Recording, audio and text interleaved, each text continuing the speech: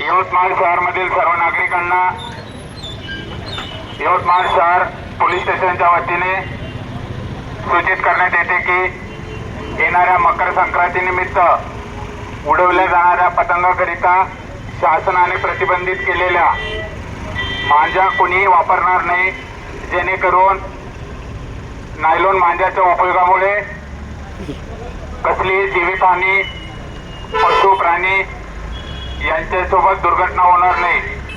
दुर्घटना झाल्यास प्रचलित कायद्यानुसार कारवाई करण्यात येईल। तसेच नायलॉन मांजाची कोणीही विक्री करताना, साठवणूक करताना किंवा जवळ बाळगल्यामुळे त्यांच्यावर प्रचलित कायद्यानुसार कारवाई करण्यात येईल।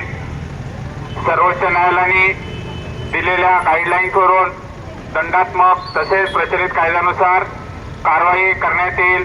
सर्व नागरिकांनी याची नोंद घ्यायची आहे।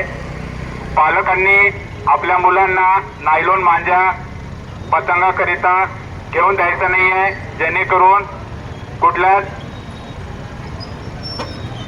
दंडात्मक व कायदेशीर कारवाईला सामोरे जावे लागणार नाही, याची सर्वांनी नोंद घ्यायची आहे।